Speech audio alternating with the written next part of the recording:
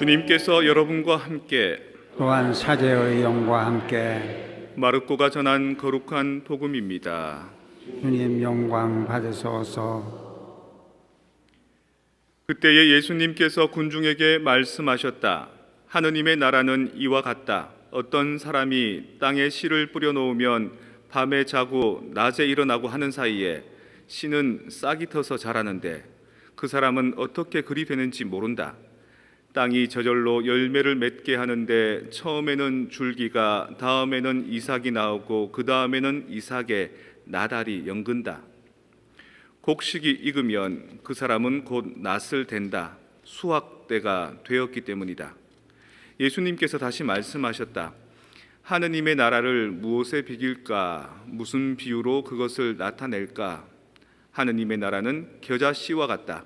땅에 뿌릴 때에는 세상의 어떤 씨앗보다도 작다. 그러나 땅에 뿌려지면 자라나서 어떤 풀보다도 커지고 큰 가지들을 뻗어 하늘의 새들이 그 그늘에 깃들일 수 있게 된다.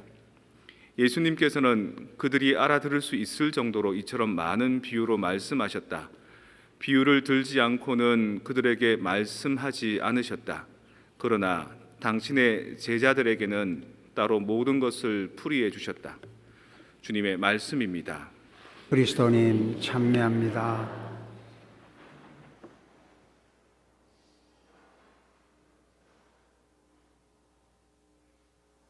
평화를 빕니다. 평화를 빕니다. 이틀 전에 마리아 레지나 성당에 한번 가보고 왔습니다. 여기 오신 지 얼마 안 되는 분들은 마리아 레지나가 어딘지 모르겠지만 마리아 레지나는 우리 성당이 처음 시작했던 그런 못자리 같은 데입니다. 엄마의 뱃속 같은 데입니다. 가보니까 부지가 정말 넓더라고요. 학교 주차장도 넓고 성당도 부지가 되게 넓습니다. 그 넓은 부지에 컨테이너가 하나 있습니다.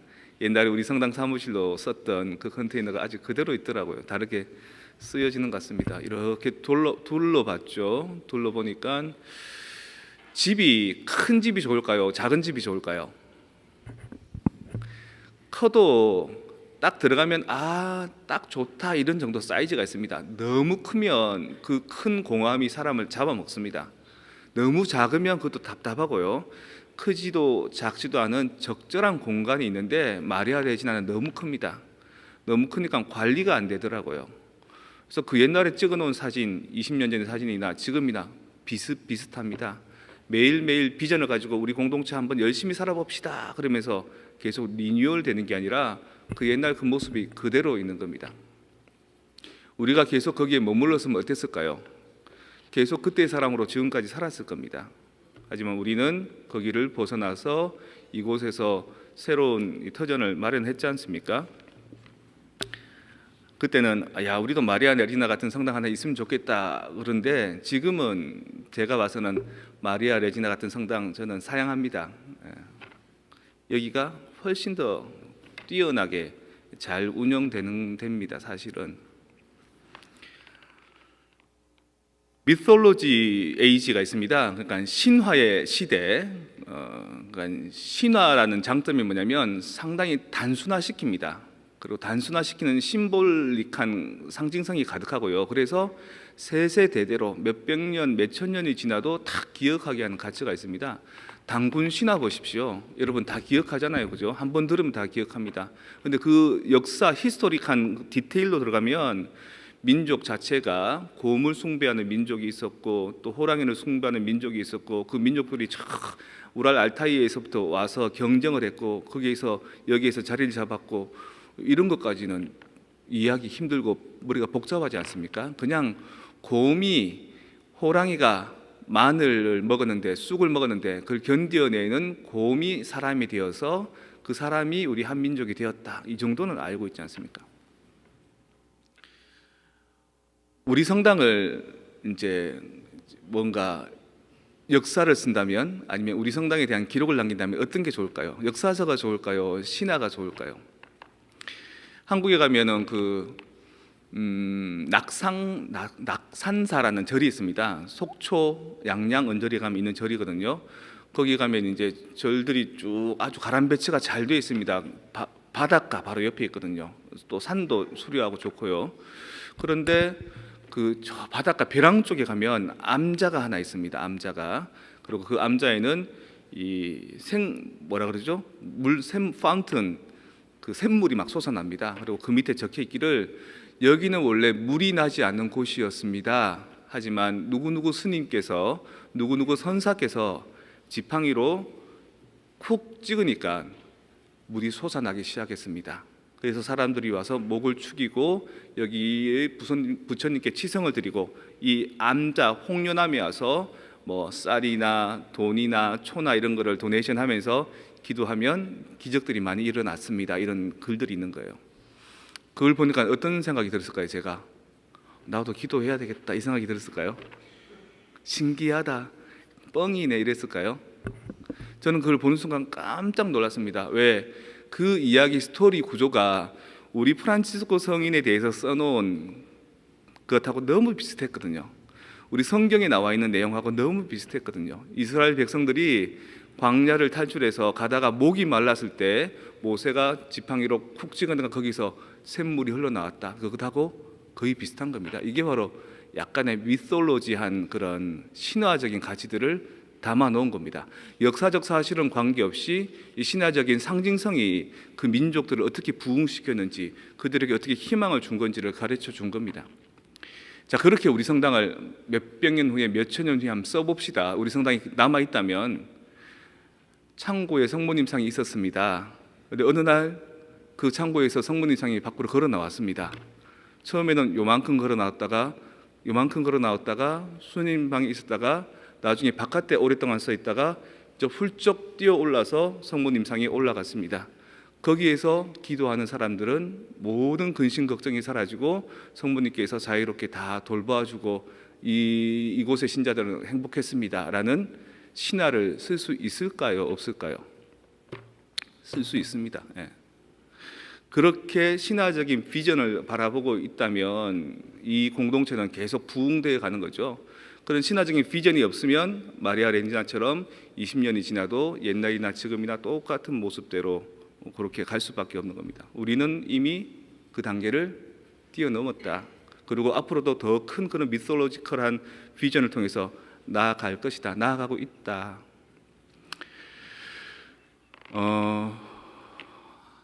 아버지 남자로 태어나서 사내 대장부로 가정을 건사하고 살아간다는 것, 히스토리컬하게 보면 여러 가지 애환이 있겠죠, 그죠? 아빠로서 집 사고 차 사고 자식을 낳아 기르고 학교 보내고 그런 것도 있지만 그 사이에 그 아빠들이 겪어야 했었던 그 부족함들, 제가 우리 아버지 생각하면 뭐 떠오르는지 아십니까?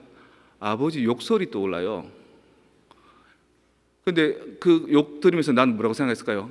아버지가 나한테 개새끼야 그러면 그럼 아버지는 뭐예요? 내가 개새끼면 아버지는 뭐예요?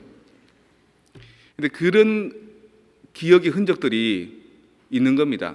아버지한테는 좋고 멋있고 존경할 만한 아버지도 있지만 반면에 아버지의 그 그림자들이 있는 겁니다. 여러분한테도 저한테도. 아버지 왜 그랬을까요? 아버지는 그러고 싶었을까요?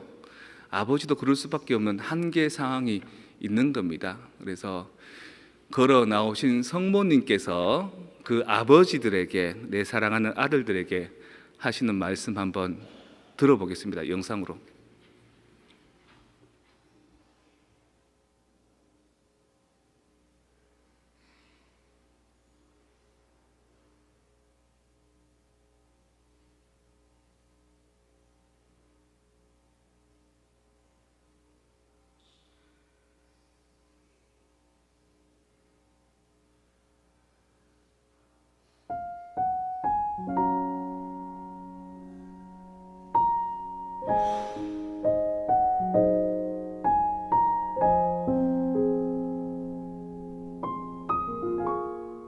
엄마들의 아들들아 얼마나 사랑하는지 믿어다오. 언제나 사랑할 거야.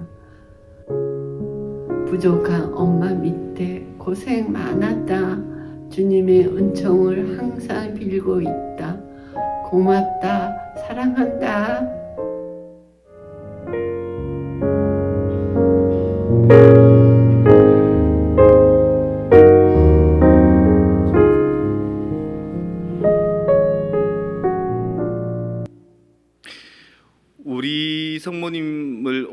오신 것을 신화적으로 쓰면 성모님이 걸어 나오셨다라고 얘기할 수 있지 않습니까? 그런 어떤 미솔로직한 그 어떤 본 스코프가 있는 것처럼 마찬가지로 여러분 가정 안에서도 여러분의 성모님을 이렇게 만들어내야 됩니다. 성모님이 나에게 무슨 얘기를 하실까? 내 사랑하는 아들들아, 아빠로서 얼마나 고생 많았느냐. 오늘 독서 복음 보십시오. 그 레바논에 향백나무가 있는데 그 향백나무에 제일 순한 그 순을 탁 따서 여기 꽂아 놓으면 새롭게 또 나무 아름드리 나무가 생기는 것처럼 겨자씨가 있는데 그 겨자씨가 그냥 뿌려지면 사실은 아무것도 아니지만 내가 낳아놓은 자식 이 아이 아무것도 아니지만 그놈이 학교 다니고 직장 생활하고 장가 들어서 자식 길러서 사는 모습 그런 것들을 이제 성모님은 과연 어떻게 보실까? 그 부분에서 우리 가정은 그 아빠에 대해서 어떤 신화를 쓸 수 있을까? 어떤 그 아빠가 차를 샀습니다. 돈 오랫동안 모아가지고 차 한 대 산 거예요. 좋은 차. 새 차 하니까 식구들이 나와서 막 뛰놀고 애들은 뛰놀고 엄마는 뭐 음료수 같은 거 가져 나오고 아빠가 막 세차하고 있는데 반대편 문에서 빠각빠각거리면서 차 끓는 소리가 나는 거예요. 너무 아빠가 기분 좋게 하니까 애도 기분 좋아서 차에다가 뭘 하는데 못을 가지고 와서 못으로 차에다가 뭐 글씨를 쓰는 거예요. 아빠가 화가 막 나겠죠, 그죠? 가서 막 애를 막 엉덩이를 두드려 패고 애는 울고 엄마가 애 달래서 데려가고 기가 막히는 거죠. 이 새끼 도대체 뭐라고 썼을까 보니까 아빠 사랑해요 이렇게 속 썩이는 아이들로부터 우리 아빠 사랑한다는 우리 공연 한번 봅시다.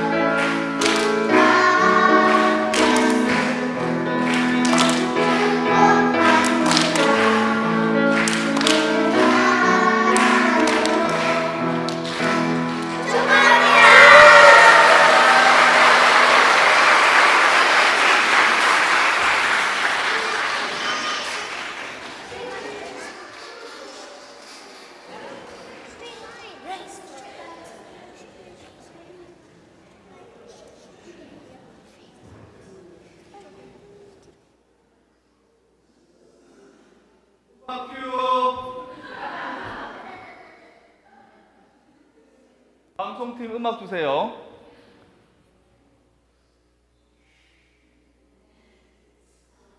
Acting 1, 2, 3.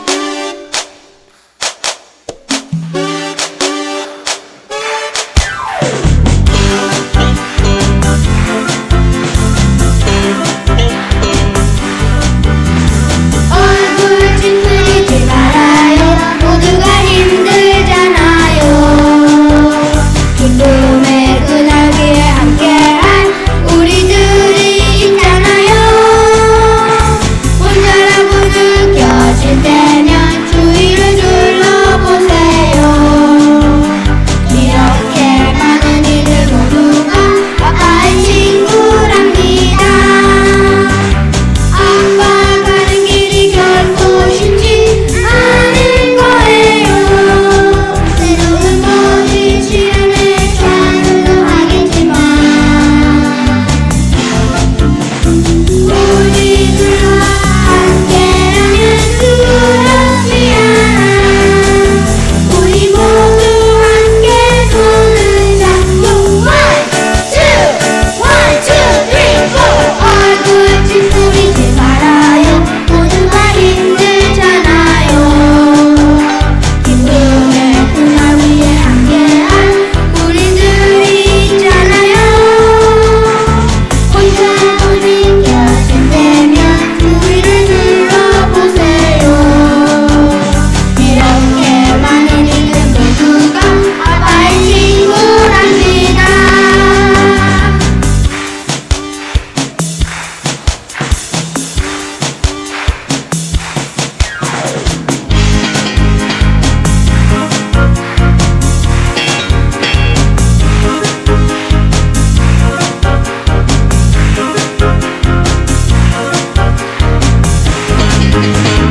아빠 가는 길이 결코 쉽지 않을 거예요. 때로는 모든 시련을 좌절도 하겠지만 우리들과 함께라면 두렵지 않아. 우리 모두 함께 손을 잡고 one, two, three, four. 얼굴 찌푸리지 말아요. 모두가 힘들잖아요. 기쁨의 그날 위에 함께한 우리들이 있잖아요. 혼자라고 느껴질 때면 주위를 둘러보세요. 이렇게 많은 이들 모두가 아빠의 친구랍니다. 얼굴 찌푸리지 말아요. 모두가 힘들잖아요. 기쁨의 그날 위에 함께한 우리들이 있잖아요.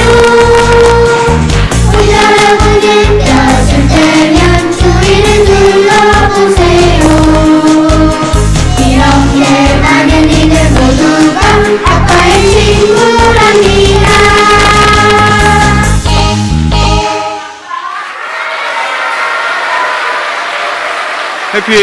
해피 파더스데이.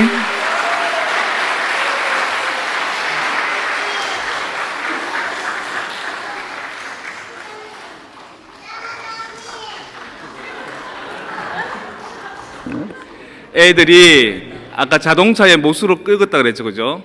여러분 가슴에 대못 박는 호흡 파는 짓 많이 할 겁니다. 하지만 그 뜻은 뭐냐면 아빠 사랑해요라는 겁니다. 우리 아버지도 나한테 욕 화날 때는 개새끼야, 소새끼야 그러지만 결국에는 그 말은 뭐가 담겨 있을까요? 내 새끼야, 이게 담겨 있는 내 새끼야. 표현이 거칠어서 그렇지. 그래서 그것들을 우리가 알아줘야 됩니다. 아이들도 여러분한테 대못 박는 것 같지만 그게 결국에는 그 대못 박는 글씨가 아빠 사랑해요고, 아빠들도 자식들한테 또 아내한테 가족들에게 독한 말을 쏟아내기도 하고 또는 짜증을 내기도 하고 얼굴 찌푸리기도 하겠지만 그게 다 다른 미닝풀한 가치가 담겨 있다는 걸 알아내야 될 줄로 믿습니다. 신화를 쓸 줄 아는 사람, 신화를 이해할 줄 아는 사람은 내 일상의 삶에서도 신화를 쓸 수 있습니다. 그리고 그 안에 숨어 있는 가치들을 읽어낼 수 있고 이해할 수 있고 우아해질 수 있는 겁니다. 성당 공동체가 사람이 눈 감으면 자고 눈 뜨면 깨어나고 하는 그 부지부식간의 사이에도 저절로 겨자씨가 자라듯이 우리 성당이 이만큼 자라난 겁니다. 그리고 우리 성당만 자랄 게 아니라 여러분들 안에서도 끊임없이 무언가가 자라날 수 있도록 그 무언가에 대한 가치를 이해할 수 있는 신앙적인 어떤 신미안들 갖추셨습니다.